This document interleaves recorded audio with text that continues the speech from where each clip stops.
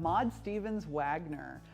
Maud was born here in Lyon County, February 12th, 1877, to David Van Buren Stevens and his wife, Sarah McGee Stevens.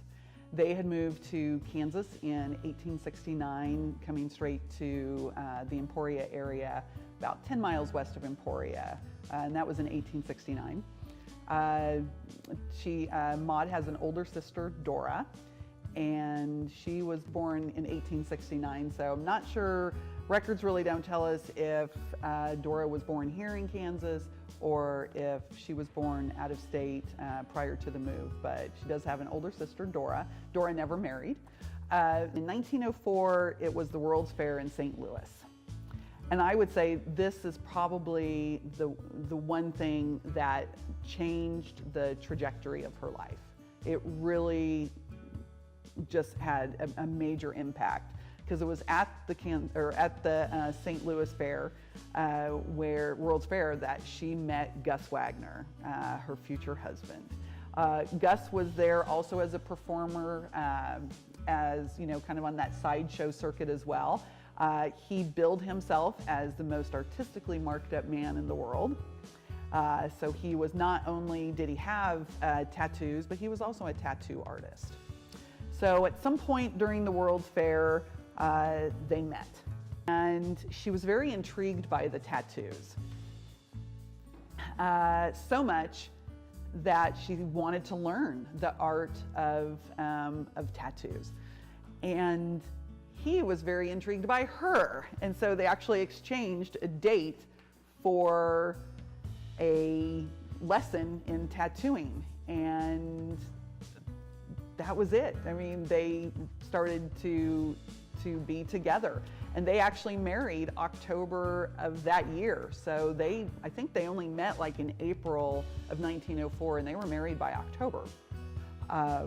And they traveled the world. They were part of arcades and sideshows and traveling circuses, and this was this tattoo family. And I say family because they ended up having a daughter by the name of Lavetta, and she also became a tattoo artist. The interesting thing about Lavetta, though, is she never had a tattoo of her own. So it's really rare for tattoo artists not to have tattoos as well. But she really wanted her father to be the first to give her tattoo, and it just never happened. And so she never got any tattoos. So eventually her parents passed away, and the home and land went to Dora, the older sister. Again, Dora never married, and so the home and land went to Maud. And so this was basically where they would come when they weren't traveling. Eventually they retired from that life, from that part of their life, and they made their home back in Chase County.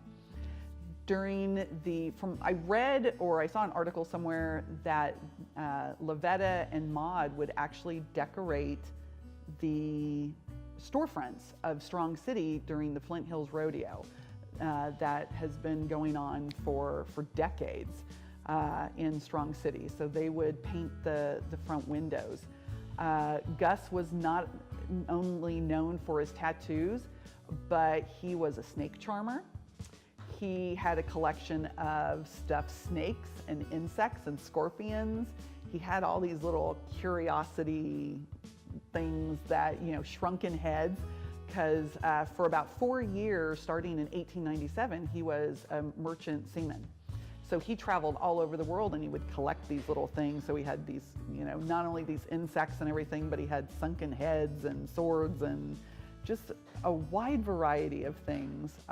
So the family was not of the mainstream. When you talk about convention, they skirted convention, most definitely, the entire family.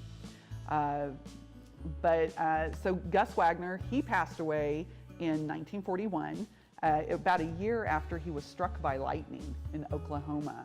It really caused a lot of damage to his system, and so he ended up dying about a year later.